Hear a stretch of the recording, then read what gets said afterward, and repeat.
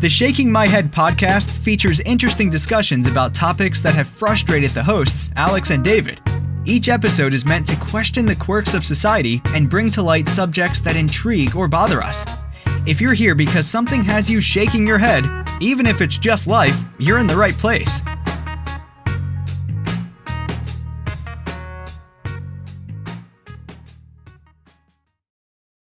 Welcome to the SMH podcast. Today we have Alex and Dan, and we're going to be talking about colleges, and specifically we're going to be talking about Georgia Tech because we all went there at some point or another.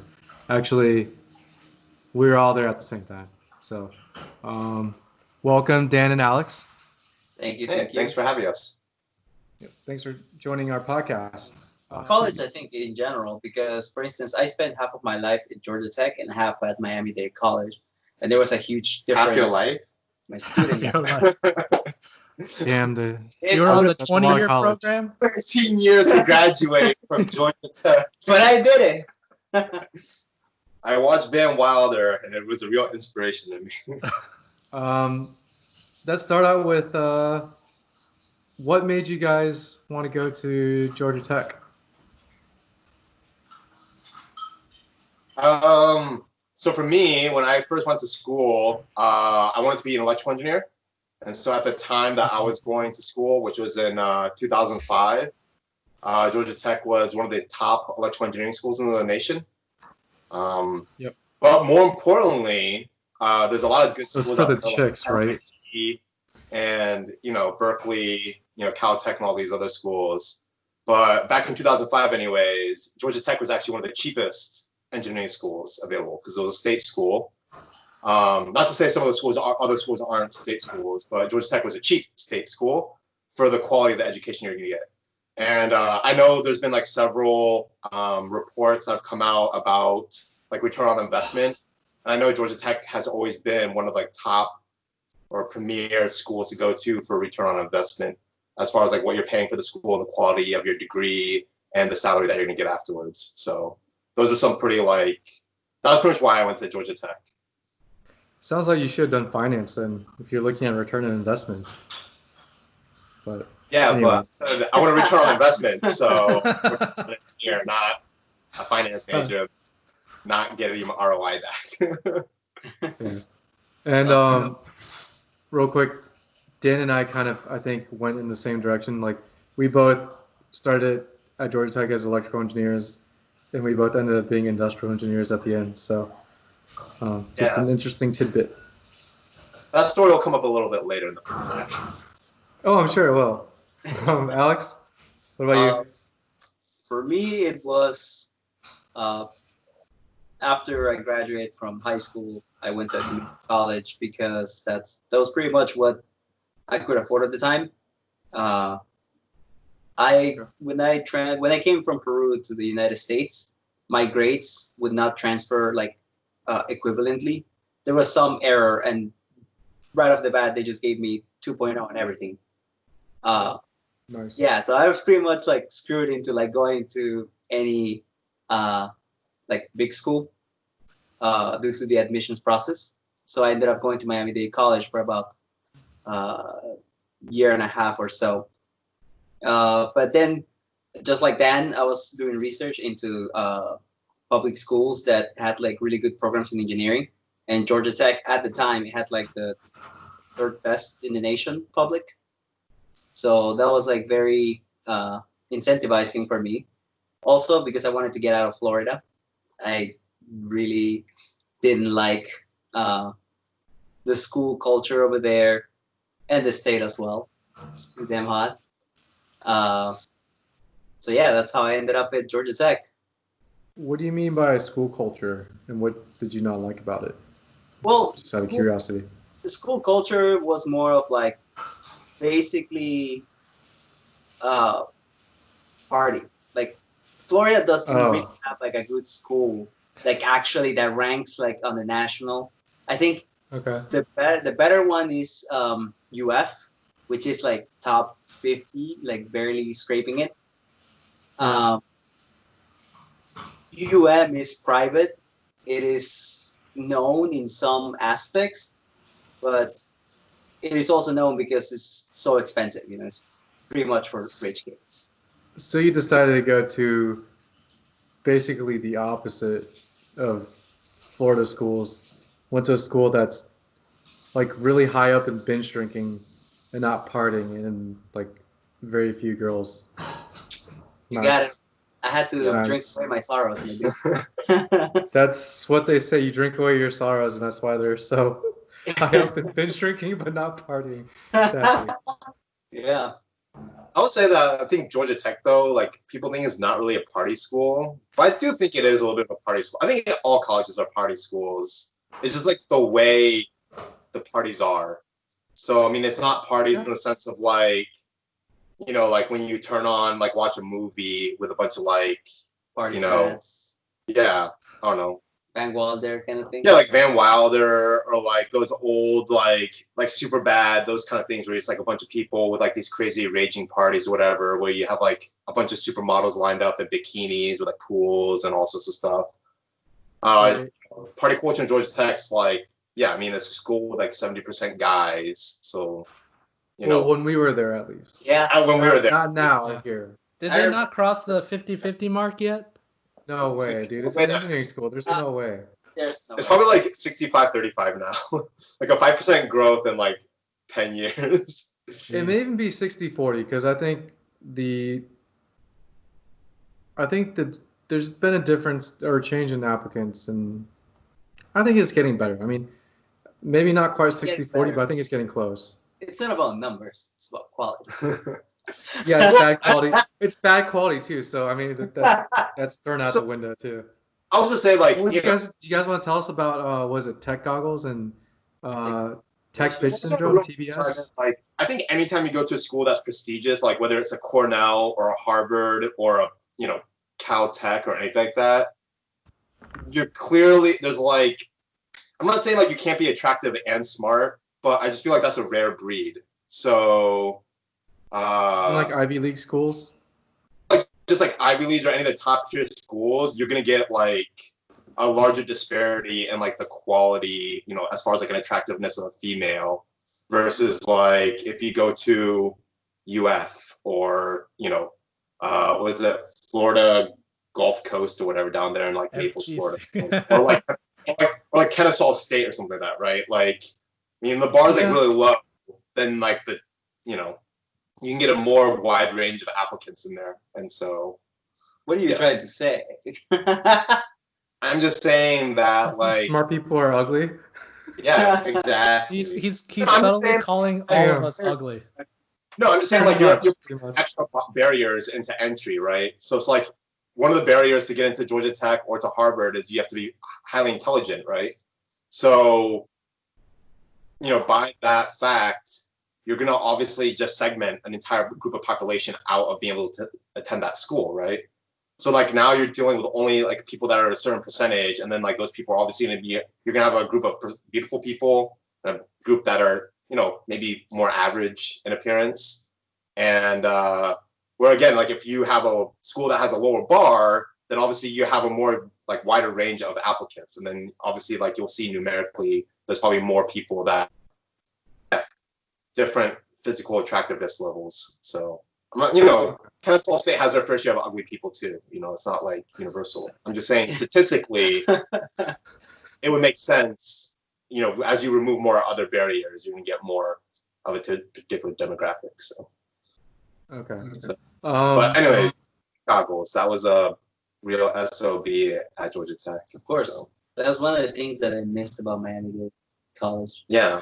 So for the viewers, tech goggles are essentially what they say for guys that are going to school there, because there was so few attractive women when we were there back in 2005 anyways.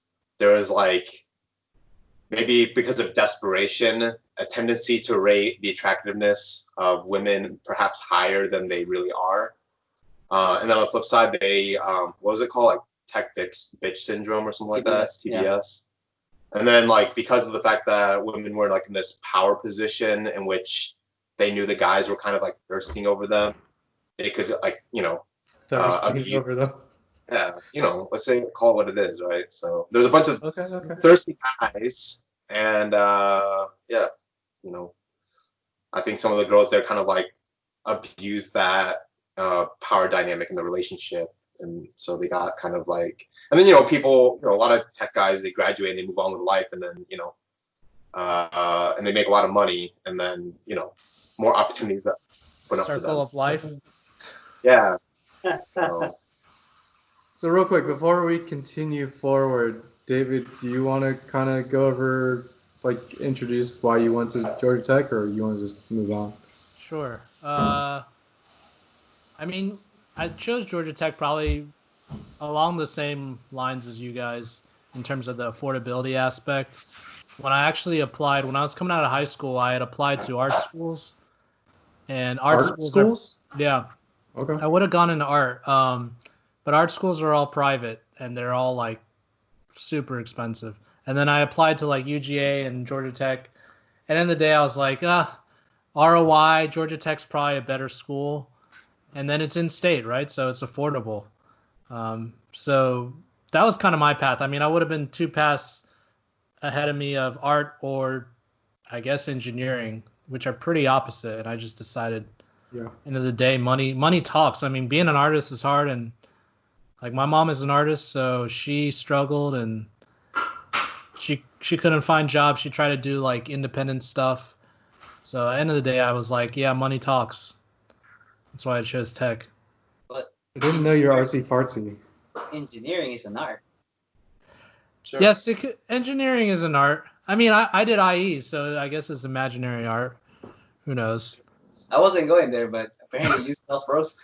I have a question. So, you know, Alex and I, we were both out-of-state students. He's from Florida, and I'm from New York. But it sounds like you guys were both from Georgia. Do you guys like not look at going at out-of-state schools at all, or? I mean, all the other schools I applied to were out of state. So yeah, I did. But I mean, it was still kind of expensive. I think it was at least $20K a year that I was budgeting, maybe $30K a year.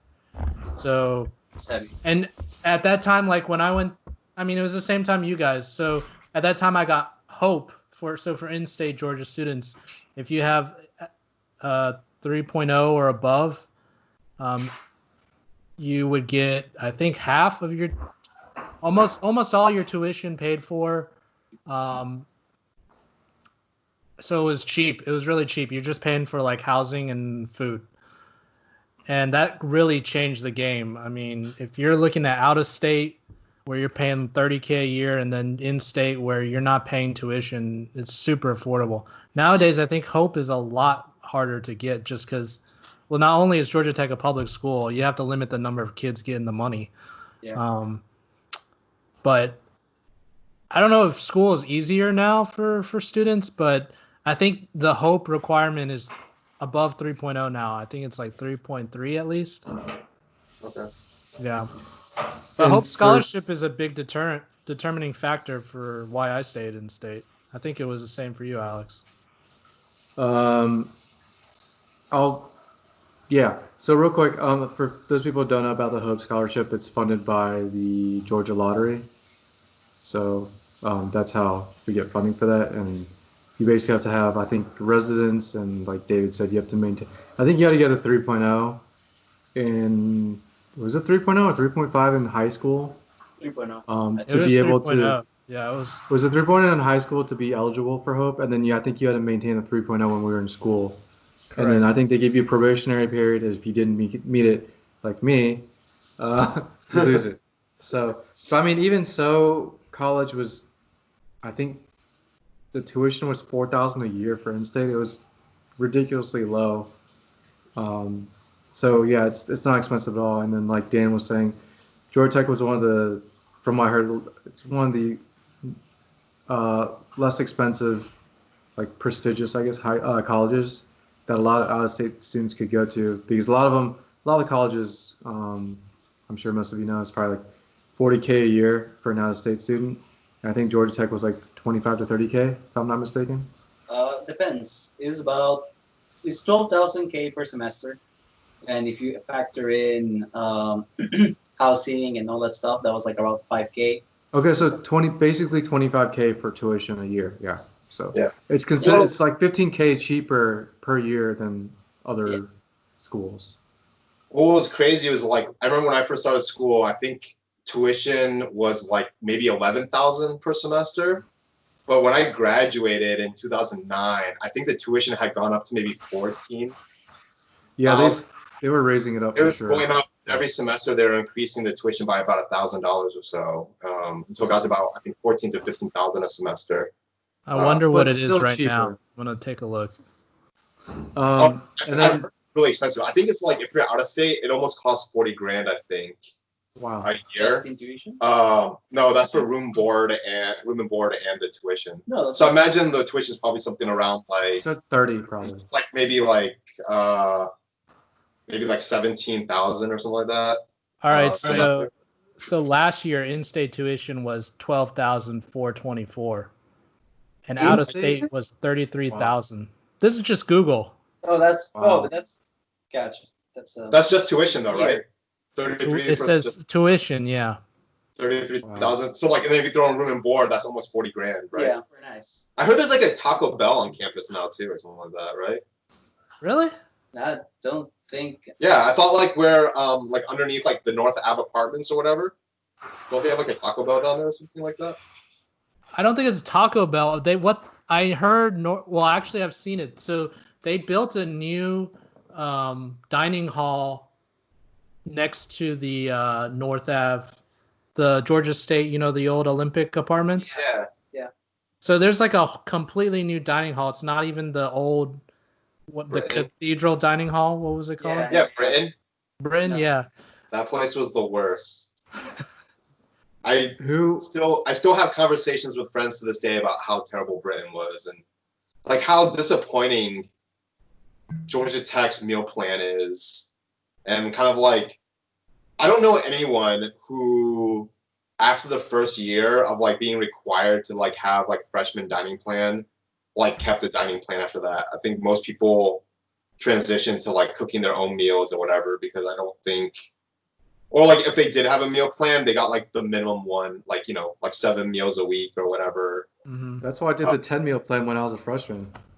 Yeah, because like I don't know, like the things that I always complained about was like they closed super early, so like you can't even go there to like hang out or study or do anything there, and like like the food there is just like I don't know, there was like no options. Like they'd have like one.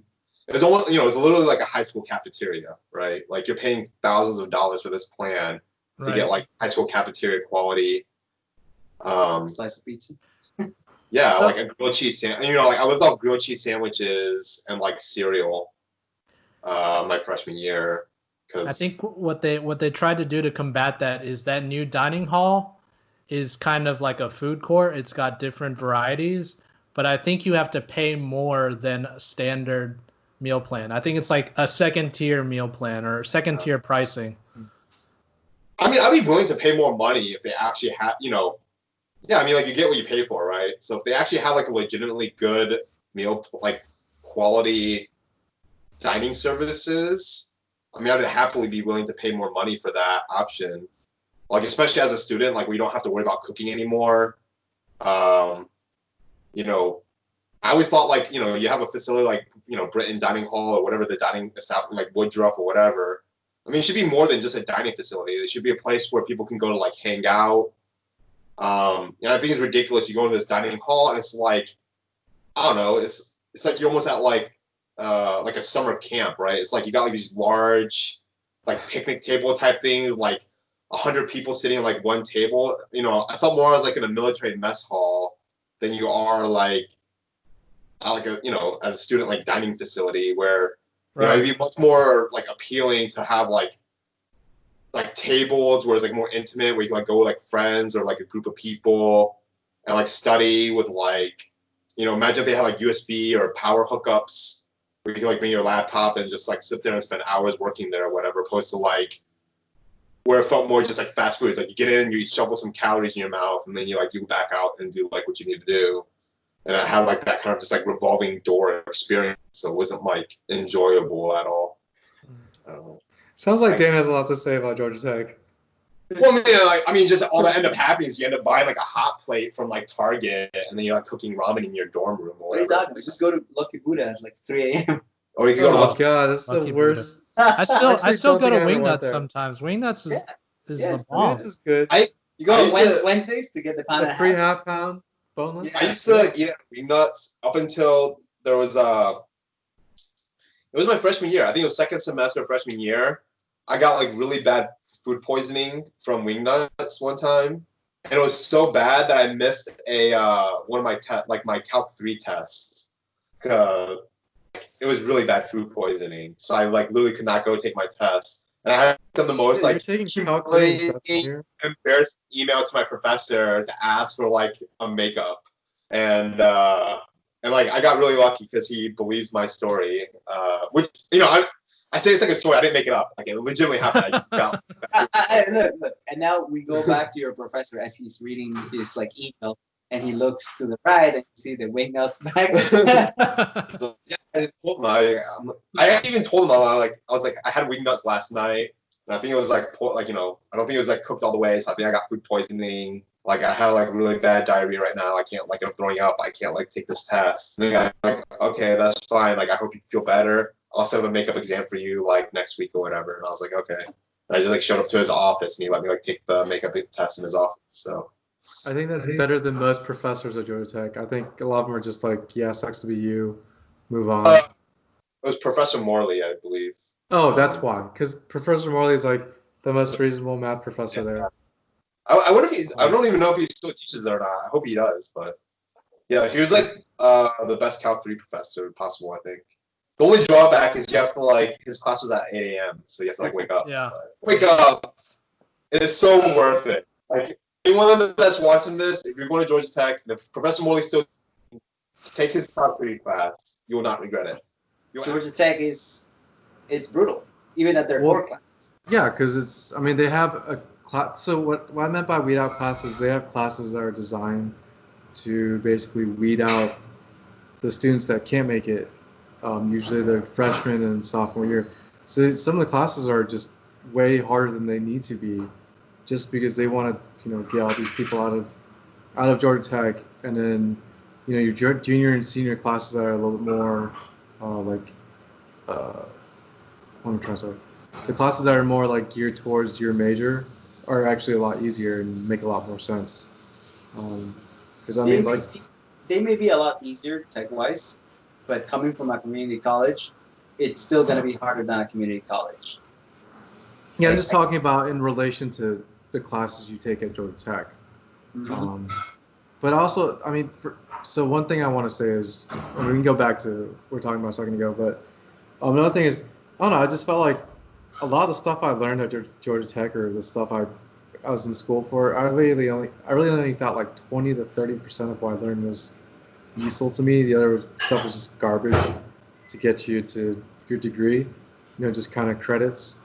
But the other thing is, when you hit those classes that are more like related to your major, shit gets interesting. Like you actually want to, I feel like at least I wanted to learn more, versus the other classes just like, why the fuck am I taking this? It's just to get to those classes, is at least how it was for me. I don't know. I don't think I use like anything I learned from college, to be perfectly honest. I think it's like. Oh, I'm not right now. I'm doing something completely different than what I got a major in, but. Well, but college only basically is a test that you can be trained. So basically, you can go and do pretty much anything as long as you get the correct training for whatever job. I agree with that. Yeah. I think Georgia Tech is all it really taught me is how to go through hell and make it back out the other side. Is really what it was for me. I thought. Other than that, I was just like, fuck that. Was that Alex? It also made you an alcoholic. Also made you I've always been an alcoholic. I don't know what you're talking about. Never mind. It's just funny. I feel like there's certain skills that, like working now, like Excel. Like I can't think of a single company that doesn't use Excel, and I think it's like if you could learn how to do like pivot tables and all that cool stuff, like running like a solver and stuff like that, to do Monte Carlo simulations or anything in Excel is like way more useful than the skill than like learning Calc 3 or physics or anything, you know. That stuff, like no one, and everyone I talk to is just like, you know, if you ever have to do anything of that realm, it's just like you just go on Google and you look it up, and then you plug those formulas into Excel, Right. some other software, and just run it. It's like, I don't know. That's the secret. I have to disagree there. I think there has to be certain basic knowledge, because you know you can do a lot of things in Excel, but you're also like reviewing the data, the output at the end. If you just trust the formula, you can just like accept the result as it is, instead of like thinking like, oh yeah, this number doesn't really make sense. Maybe I messed up the formula. oh yeah, that's true. I will say. But once they go to the employer really doesn't care about your grade. The first thing they see is, do they have experience? So if you manage to like land internships as you were going to school or some sort of program, that will definitely trump you pretty much where you came from. It has happened to many of my friends as we graduate civil engineer, because we didn't go to any internships. We had the old mentality from our parents, like, hey, you need to finish school as fast as you can, and you're gonna get a job. Mhm. That wasn't the case. Like, we graduated, we started looking for jobs. No one will take us because no experience on your resume. Well, also, as a caveat, we all graduated like right after the recession, which didn't help for us. That's also true. Yeah. So I mean, yeah, there was like the market crash in like October of 2008, essentially. I think right around there was like the housing market crash. Okay, Again, I yeah. graduated in May of 09, so like 6 months. Like, yeah, I first got out, and no one was hiring. There was hiring freezes everywhere, so it was pretty tough. I mean, that's so. the worst time to graduate. Like, if it's October 08, you graduate in May 09, like, no one's going to hire, period. So, Did any of you guys, so you guys didn't co-op or intern during school? I wanted to. I didn't. You did, right, David? Yeah, I co-opted. I wanted to, but That my was parents, that was like the popular thing. Like in my year was like, man, everyone's co-oping internship. Internship is just one semester. Co-op, you have to commit to 3 semesters. So it basically puts you on a 5-year program, and the only way you can But that's graduate, the average at Georgia Tech anyways. It's the average, but the only way you can graduate in 4 if you take summer school, which I did. I did. So. Oh, I took summer school. I still graduated in 5, so. Whoops. Oh, and that took 2 12-hour summer semesters, so I guess I'm just a big dumbass. Yeah. I don't care. I made it through, so that's all I care about. So what did you guys like the best, and what did you guys hate the most out of tech? I want to say the people that I met. Is what you hated the most. Is what you hated the most? Yeah, definitely. It's a love-hate relationship. Okay. I love the people. I think that's the best that I got out of tech. What I really hated were those pretty much sleepless nights, cramming sessions where pretty much teach yourself for 2-3 days in a row. A lot of all-nighters. A lot of all-nighters. A lot of all-nighters. A lot of, crazy nights.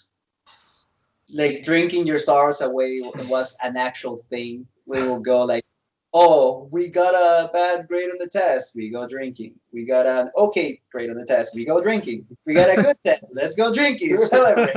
That's pretty much it. I don't think that's drinking your sorrows away. I think that's just being an alcoholic. It's not alcoholism if you're doing it with other people. Oh, is that it? Okay. Yeah. Okay, yeah, sure. If you drink by yourself, then you have a problem. I'm looking at you, Alex.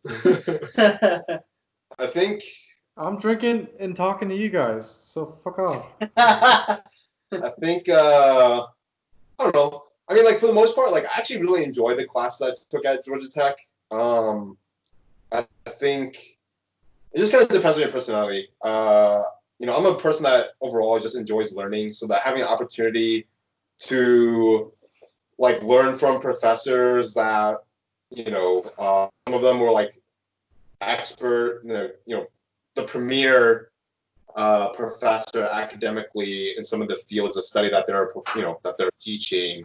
It's a really cool opportunity. And again, just like to learn that stuff.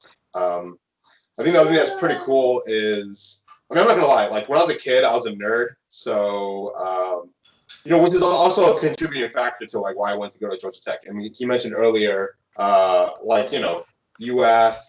and like FIU or whatever, these other schools are kind of like these party schools. It's like a different culture dynamic there. I mean, like Georgia Tech is a nerd school.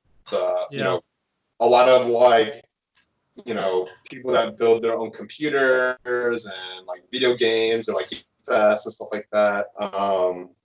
Again, this was 2005, so like that stuff was like super not cool when I was in college. Apparently, it's like really cool to be a gamer these days because apparently like they're famous and make millions of dollars. But they also have like groups and associations like Solar Jackets that you could join and like really mesh with other people, even if they were different majors, to like create cool stuff.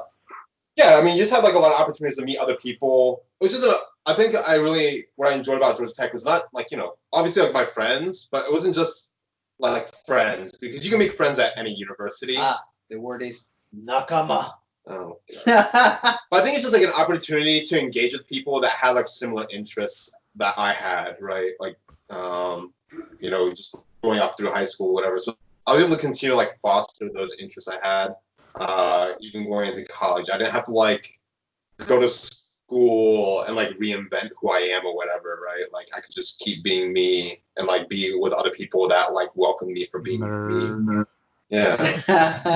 Whatever, dude. Hey, being cool these days. Like chicks wear glasses for fun just to like look attractive or whatever. Like I don't understand, but it's like a thing. And like all of a sudden Dungeons and Dragons is awesome and people make money playing video games. I don't know what happened. Back when I was a kid, you got beat up for that kind of stuff. And now you become rich and famous. Yeah. I don't like the new world. I like the old world. I think kids need to get bullied again. Want to get bullied again?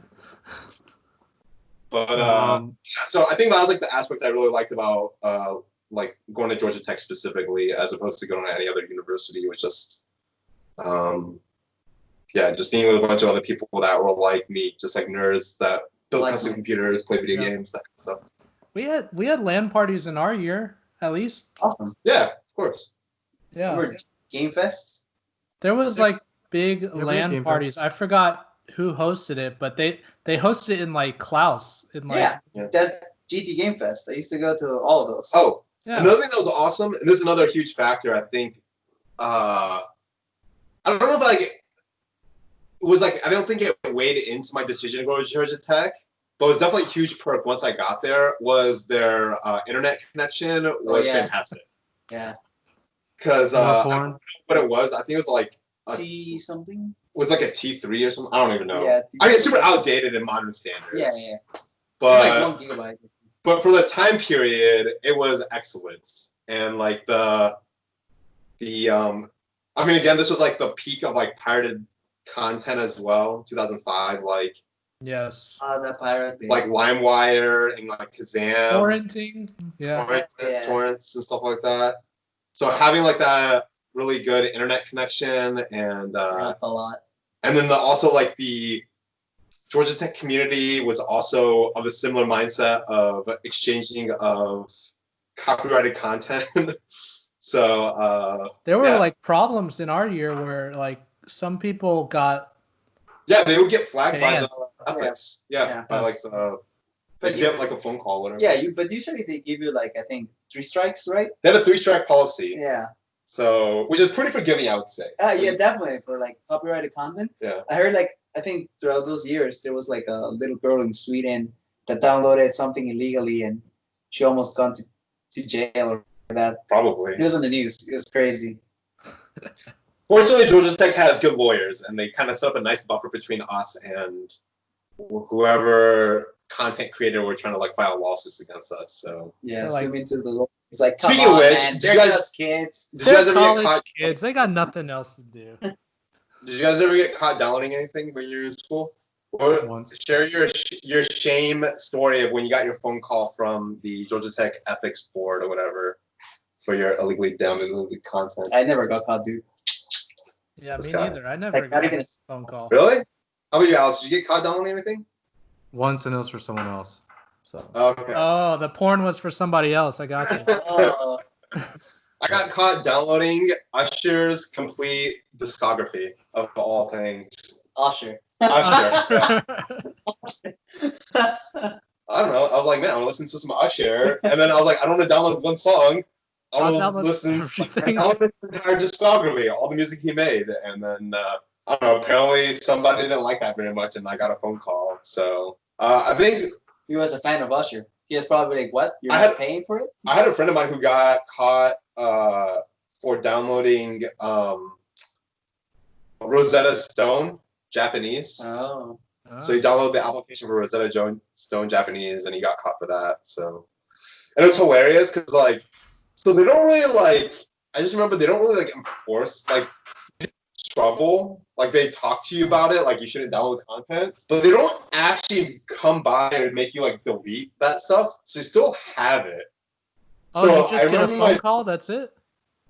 You get an email or a phone call, and they you have to physically go to their office. And so you sit like in like a room, and you get like a little talking to from an individual who like goes through and like reads you like the student handbook rules about like, you know, ethical computer use and all this stuff. And then they tell you about like the cost of pirated content and like lawyers. And, you're like, I don't give a fuck. And then they go through like their 3-strike policy and all that stuff. And it takes about 15 to 30 minutes for them to talk to you. And then they just pretty much like, all right, don't do that again. And then you like walk out, and then, you know. See, I mean, I think it's scary because I think like the 3rd strike is actually like you get like probation or like they kick you out or something. Yeah, but I think that's stupid because like they don't give you anything versus like parking for on campus. They will put you a ticket if you're not parked on the right spot. Yeah, I don't know. They don't give you a warning, no nothing because you're a student. They don't check your record. They just like bam, a ticket. Yeah, I don't know. You didn't get a ticket or like you don't have to pay a fine or anything like that. Yeah. You just get like that's what I'm saying. Verbal reprimand, and then like, so I was saying my friend who downloaded the Rosetta Stone, he's downloading Rosetta Stone Japanese. He had downloaded it, burned it onto a disk, and then he hadn't even like installed it on his computer or used it yet. And then I just remember like, he was like, dude, it's like I got a call from like the ethics. I have to go talk to them, and then he got like the conversation. And he came back, and he was like so like salty about that like thing. He's like, I wasn't even gonna install Rosetta Stone Japanese on my computer, but because of that, now I'm gonna install it on my computer and I'm gonna use it just to spite them. And it was hilarious. So I just remember like he was my roommate. So I just remember like him like listening to Rosetta Stone Japanese in my room. Like, dude, I'm taking it one step further. Start making copies of DVDs and just start selling it. Maybe, you know. That I think that's like that's like I think crossing the line when you start like selling content. Like get it for free, okay. Yeah. Like that's like crossing the line, I think. But and speaking about the police, I remember it just being really bad. Like there wasn't enough cops, and even like Home Park area, there's a lot of people getting mugged. Nowadays they've built a new police station. Where they rebuilt that police station next to Lucky Buddha, that area, Rocky Mountain Pizza. Campbell Avenue Apartments. Oh yeah. Well, they moved the building. Now it's like next to the old police building. They built another. I don't know if it's a prison. I don't think it's a prison. I think it's just. Go to Georgia Tech, where there's a prison on campus. Whoa. I think it's more administrative buildings, but the police have gotten better. I mean, our year was the year when they started adding those police lights, right? Those, or at least my year, I think, was the one where we had the buttons that. The buttons, right? Yeah, the buttons started to. Like the blue lights or whatever, like the rape whistle kind of things or whatever, right? Is that what you guys are talking about? Yeah, that was our time, right? Because when I remember when I first started on campus, they didn't have them, and then they started building them. I thought they did. I think the biggest problem we had when I was in school was like, don't say it. What? No, like it was like dorm room theft and stuff like that. So like, people, I think like either like people like piggyback into dorm room, like into. So I mean, when you guys were in dorms, like, and we had the public showers, for the most part, you would like not lock your door behind you. You would like turn the latch, and like leave the doors cracked essentially. So that way you didn't have to like take the key with you when you went to your bathroom, or did you guys take the key with you? I took the key with me. I took the key with me. I don't know what what you're doing. Well, I think like when I was in school, a lot of people would just like they would like turn the lock. I know people would just leave it unlocked and leave. I know Yeah. that. Yeah, that's kind of their fault. But so I mean, like, you know, obviously there was like cases of dorm room theft because I mean, obviously you leave the door unlocked, stuff like that happens. So ironically, I think I was in a 4-person freshman year. I was in a 4-person dorm room, and one of my roommates actually had his laptop stolen. We were all sleeping, and he did that. He went to go take a shower in the morning at like 7 a.m. or whatever, and like turned the little lock thing, went to go shower. And while the rest of us were sleeping in the room, someone snuck in the room and stole the guy's laptop. Wow. And, So someone walked in and saw 3 sleeping guys and just went and picked up a laptop Yep. and walked out. and left and didn't wake us up. We were just like sound asleep. And then like he came back from the shower and saw his laptop gone. And he like called, he like woke us all up and was like, "Did you see anybody?" We're like, "No." And then he like had to file a police report or whatever. Fortunately for me, like 2 of us had desktop computers, so the guy didn't mess around with those. And the other guy had like a MacBook, but he had like one of those like locks on it or whatever, so he had it like locked, so he couldn't steal it.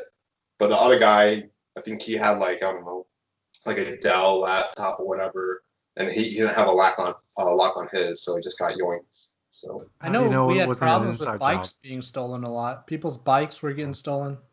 that was a thing too. Then I think the other thing too was like there was a lot of cases on North Ave specifically of like late night muggings and stuff like that. But I feel like that's your own fault for like walking on North Ave at like 3 a.m. Like, But it shouldn't be. dude, walk through Home campus. Park was bad the last couple of years we were in school. Also, like Home Park was bad too, but why would you go to Home Park? Because some people actually live there. That's true. Yeah, So. I don't know, but I think I've heard it's gotten better. I will say that like I think Georgia Tech police are like one of like the nicest people though. Like I've had interactions with them, and they're like, all things considered, are like really, yeah, like they're not like assholes. So they're pretty like generous and Yeah. forgiving of like college age shenanigans and shit like that. Because They used to have that service where it was like a bus and you could You're call right. it at any time.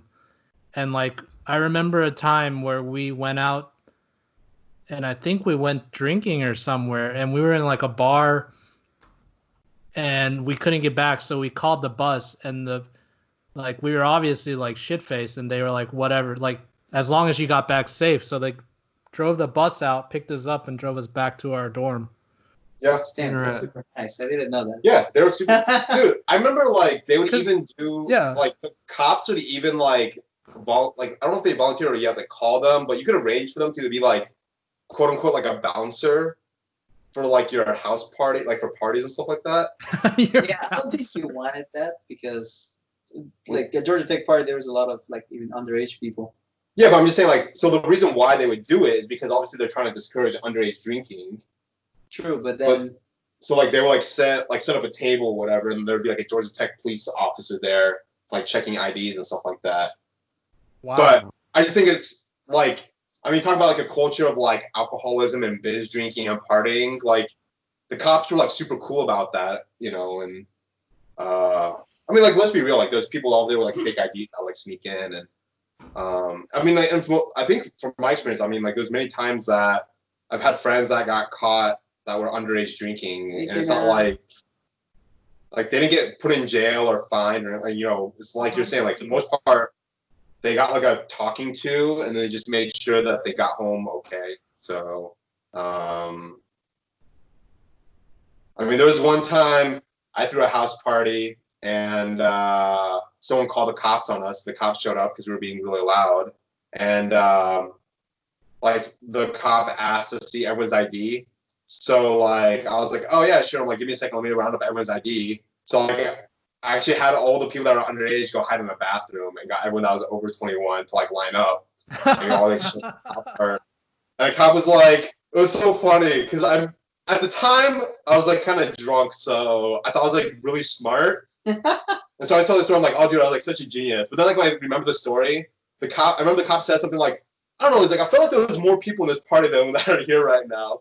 And I was like, oh, I'm like, well, this is everybody. It's like, well, you guys have a good night. And it's like, turn on the music and be more responsible. We're like, all right. And then you just kind of like laughed.